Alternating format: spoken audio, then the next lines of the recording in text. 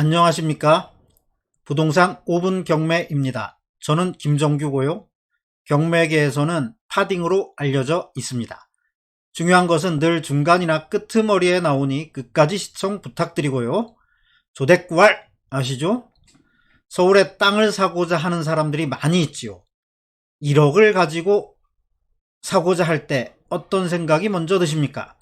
강남에 0.5평? 그게 아니면 북한산이나 관악산 중턱이나 꼭대기에 있는 나뭇밖에 심을 수 없는 20여 평 정도의 땅? 아니면 8차선 도로 한복판에 있는 땅? 넓은 땅이라면 사시사철 물에 잠겨 있어 극한 가뭄이 들기 전에는 절대 볼 수 없는 한강 속의 땅? 그런데 서울에 북한산이나 관악산 중턱 꼭대기도 아니고 도로 한복판도 아니며 사시사철 물속에 있는 것이 아닌 사람이 살 수 있고 집을 지을 수 있는 땅이 1억도 안 한다면 어떤 생각이 드십니까? 헛소리! 그렇죠. 절대 믿고 싶지 않을 겁니다. 구독! 하지만 있습니다. 이것입니다.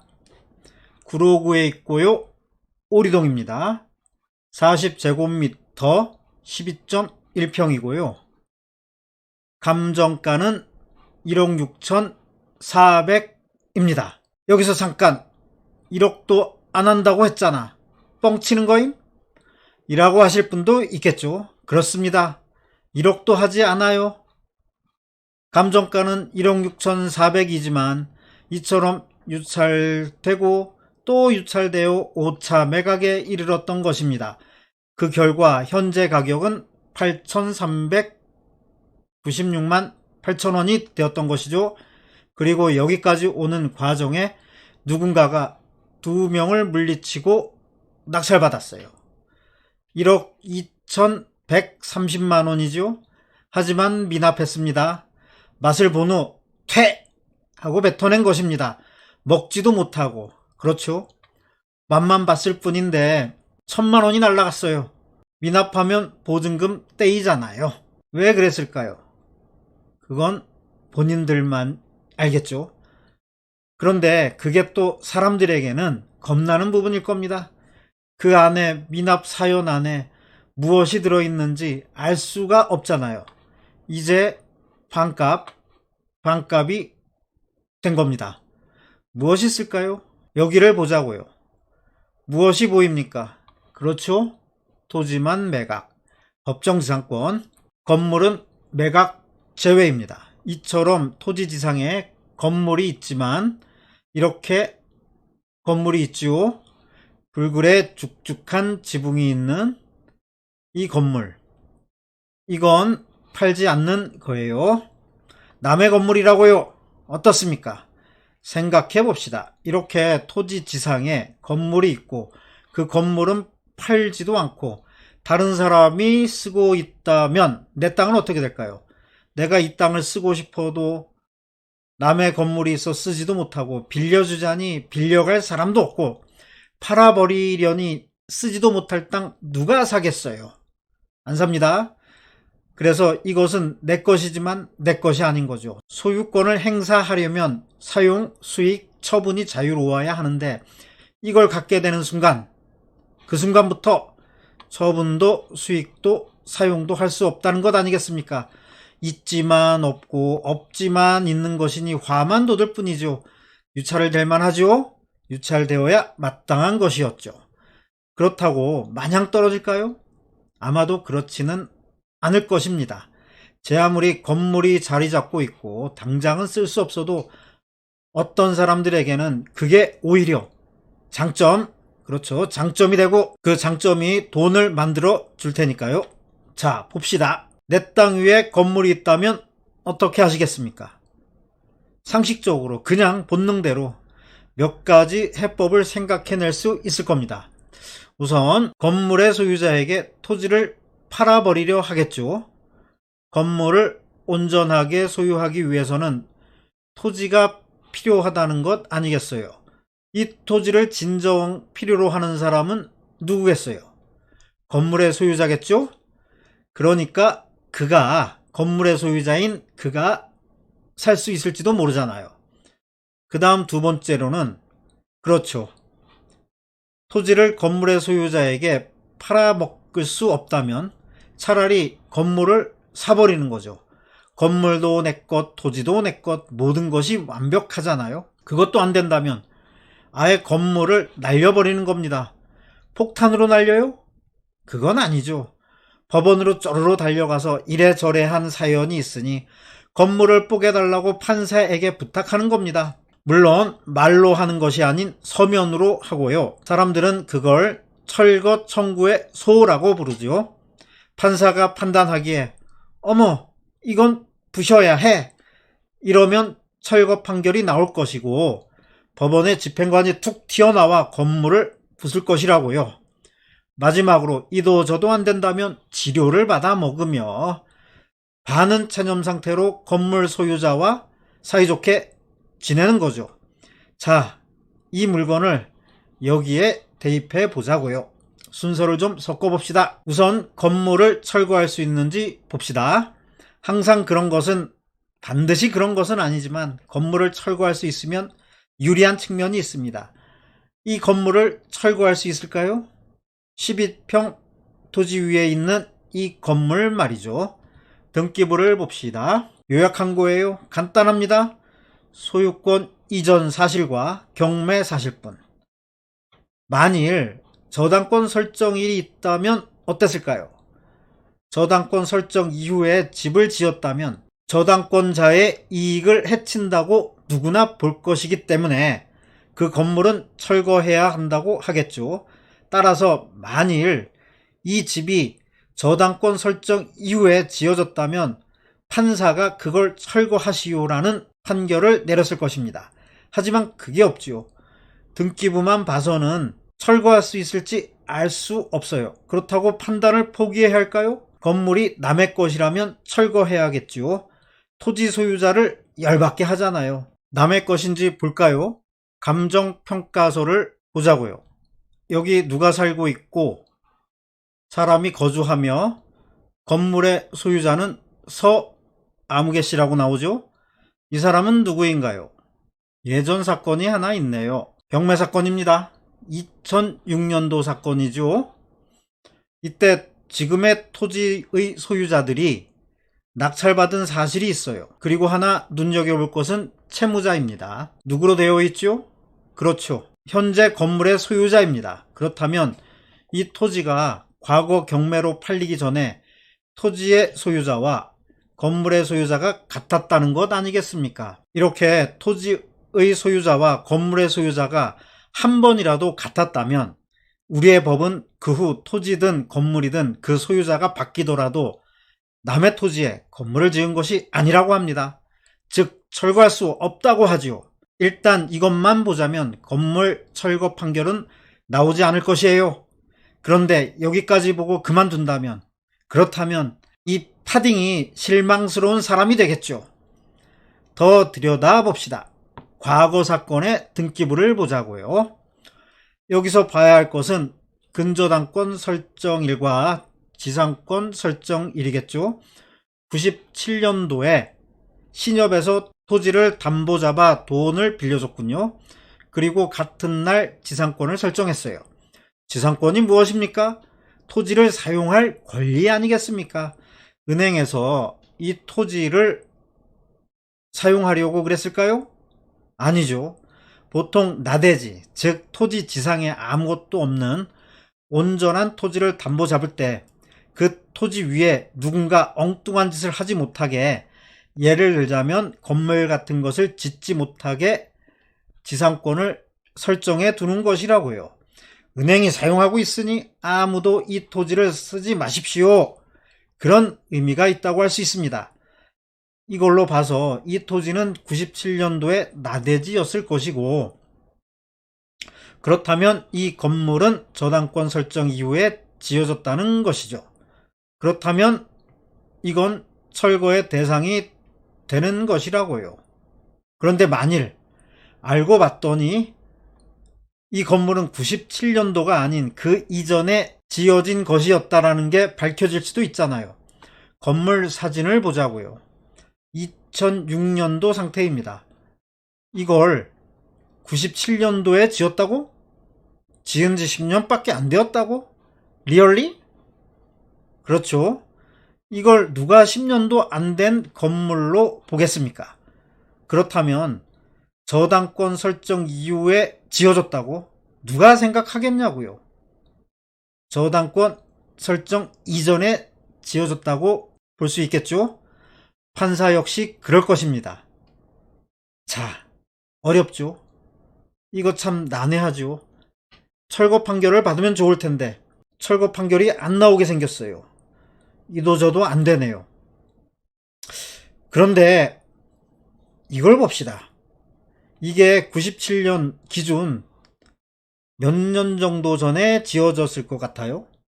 한 20년 정도 되는 건물일까요? 아니죠. 그것보다 더 30년 아니 40년은 되어 보여요. 70년대에 지은 건물처럼 보입니다. 그렇다면 1987년 이전에 지어진 것이겠죠. 여기에 단서가 있습니다. 무슨 얘기냐고요? 이 토지가 언제 거래되었나요? 그렇죠. 1987년이죠. 이때 서아무개 씨가 토지를 샀잖아요. 그런데 이때 건물도 있었을 거라고요. 건물과 토지에 함께 있는 걸 거래할 때, 자, 상식적으로 우리는 보통 어떻게 하죠? 토지만 살까요? 아니면 건물만 살까요? 아니죠. 토지와 건물을 같이 삽니다. 이것도 그와 다를 바 없겠죠. 서아무개 씨는 토지와 건물을 함께 샀을 것이라고요. 함께 산 후 소유권 이전했다는 사실을 밝히기 위해 어떻게 합니까? 토지에 그 사실을 등재하고, 그런데 건물에도 건물에는 그걸 할 수 없었던 것이에요. 왜냐? 건물은 미등기였으니까요. 미등기 건물이었으니까요. 등기부가 없는데 어떻게 소유권 이전 등기를 할 수 있겠어요? 그래서 이전 등기하지 못했던 것이죠. 그렇다면 이 건물의 실질적 소유자는 서아무개 씨지만 법에서 보는 소유자는 서아무개 씨 이전의 사람이라고요. 서아무개 씨에게 건물을 팔아먹은 사람, 그 사람이 소유자라고요. 법에서 보는 소유자. 결국 토지와 건물의 소유자가 다르죠. 그렇게 다른 상태에서 경매로 팔리게 된 것이었죠. 우리의 법에서는 토지와 미등기 건물을 함께 매입한 후 토지만 경매로 팔리게 되면 미등기 건물을 철거할 수 있다고 합니다. 따라서 이 사실을 법원에 들이밀고 서아무개 씨가 이에 반박을 하지 않거나 아니면 하지 못한다면 판사는 이 건물을 철거하라라는 판결을 내줄 것이에요. 이 안에 복잡한 논리는 추후 이야기하도록 하고, 일단 그런 결정이 나온다. 철거 판결이 나온다. 법이 그렇다는 걸 아시면 됩니다. 자, 우리는 이걸 철거할 수 있다는 걸 알게 되었어요. 우리에게는 이제 건물 철거권이 있어요. 건물에 대해 우리는 칼자루를 잡고 있는 거라고 할 수 있겠죠. 건물이 철거될지도 모른다는 걸 건물의 소유자가 안다면 어떻게 할까요? 토지를 사고 싶어지겠죠. 능력이 된다면 말이죠. 그런데 이 그림을 보자고요. 사람 속이야 알 수 없지만 이 그림을 보자면 이 토지를 과연 살 수 있을까? 라는 의심이 들 수 있죠. 그래서 일단 이 토지를 사서 건물의 소유자에게 팔 것은 기대하지 않는 게 속 편하겠지요. 그렇다면 건물을 사는 게 낫겠죠. 그런데 이게 좀 그렇죠. 건물이 낡았잖아요. 이래저래 손을 좀 봐야 할 겁니다. 또한 내가 사겠다고 하면 상대방은 비싸게 팔고자 하는 게 인지상정. 그래서 어떤 식으로든 매우 저렴하게 살 수 있다면 좋은 것 아니겠습니까? 반드시 꼭 그렇게 할 것은 아니지만 저렴하게 사는 방법이 있죠. 어떻게? 경매에 넣는 겁니다. 이 건물을 철거 판결 받은 후에 경매에 내놓는 거죠. 어떻게 경매에 넣냐고요? 그건 차차 이야기하기로 하고, 일단 철거 판결을 받은, 언제 철거가 될지 알 수 없는 이 건물을 누가 낙찰받을까요? 아무도 관심을 갖지 않겠죠. 유찰에 유찰을 거듭해서 마음에 드는 가격까지 떨어지면 그때 낙찰받으면 그뿐입니다. 자, 여기까지 이해가 되었다면 현실적으로 이걸 어떻게 할 것인가? 어떤 게 좋을까요? 철거든 뭐든 나는 다달이 월세를 받고 싶다고 한다면 이렇게 계산할 수 있습니다. 지료를 받는 거죠. 지료. 이 토지는 철거든 뭐든 일단 나는 다달이 월세를 받고 싶다고 한다면 이렇게 계산할 수 있습니다. 지료를 받는 거죠. 이 토지의 지료는 토지 시세든 감정가를 기준으로 받을 수 있지요. 서울이고 2종 일반 주거이기 때문에 더 받을 수도 덜 받을 수도 있지만 5%라고 합시다. 얼마를 받을 수 있을까요? 현재 낙찰가를 기준으로 하면 9천이라고 한다면 매년 450만원, 월 37만 5천원을 받을 수 있겠죠. 그런데 이게 어떻게든 돈을 적게 내고자 하는 건물 소유자 입장에서 바람직할 수 있겠지만 법원에서는 그렇게 보지 않아요. 감정가를 기준으로 한단 말이죠. 낙찰가를 기준으로 하는 게 아니고 감정가를 기준으로 합니다. 감정가가 얼마였습니까? 1억 9,400만원이었죠. 지료 계산은 낙찰가인 9천만원이 아닌 감정가인 1억 9,400만원을 기준으로 합니다. 그렇다면 지료는 얼마를 받을 수 있을까요? 일단 900만원이 좀 넘겠네요. 매년. 그리고 매월 75만원 이상 받을 수 있고요. 9천만원을 들여서 75만원 이상을 받을 수 있습니다.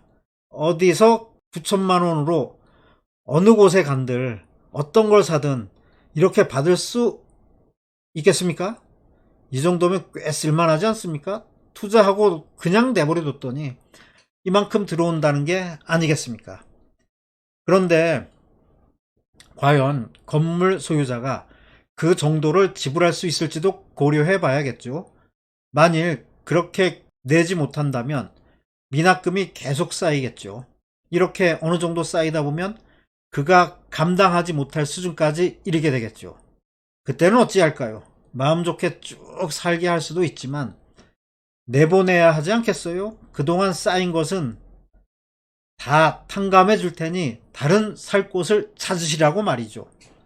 만일 그가 찾지 못한다면 적당한 곳을 찾아줘도 되고요. 대신 조건을 하나 붙일 수 있겠죠. 건물은 나에게 좀 넘기라고 말이죠. 그것만 해주면 된다고 말이죠.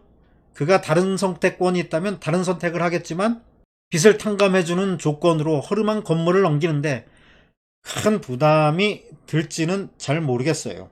내 입장에서는 토지를 샀더니 건물이 헐값에 들어온 셈이죠. 역시 1+1입니다. 손 좀 봐서 때 빼고 광낸 후 월세를 주거나 건물과 토지를 부동산에 내놓고 함께 팔아먹는 거죠. 얼마를 받을 수 있을까요? 적어도 2억 이상은 받을 수 있지 않을까요? 땅값보다는 더 받아야 하잖아요. 그렇다면 차익은 굳이 계산할 필요가 있을지 모르겠습니다.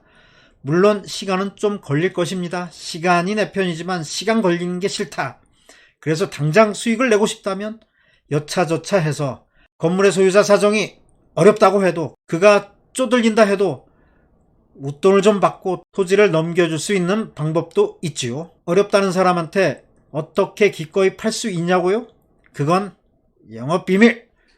친해준 후라면 툭 건드려도 탁 하고 저에게서 그 비밀이 튀어나올 수도 있기는 하겠지만 여튼 비밀. 또한 나는 다 귀찮다. 그냥 건물 철거한 후 자그마한 예쁜 건물을 하나 짓겠다. 그렇다면 그렇게 할 수도 있는 거고요. 12평이라도 건물을 지을 수 있는 땅이잖아요. 물론 제한사항 확인은 필수. 그리고 만에 하나 법원에 달려가 철거해달라고 했지만 판사가 이를 거절한다면 일단 절망적이겠죠. 하지만 슬퍼하거나 노여워할 필요는 없습니다. 치료를 받을 수 있잖아요. 역시 한 달에 75만원 이상. 그리고 이걸 건물 소유자가 계속 주지 않는다면 1년이 지나도 주지 않고 인양! 물론 욕이 아닙니다. 2해가 지나면 그때 다시 철거해달라고 하는 겁니다. 판사는 그제서야 철거 판결을 내려줄 것입니다. 어떻습니까? 어떤 방식으로 접근해서 수익을 올리고 싶으신가요? 하기 나름입니다. 자, 여기까지. 좋아요, 댓글, 구독, 알림 설정은 영상을 만드는데 커다란 힘이 되고요. 더 훌륭한 정보가 나올 수 있게 하는 밑거름이 되죠. 그럼 안녕히 계십시오.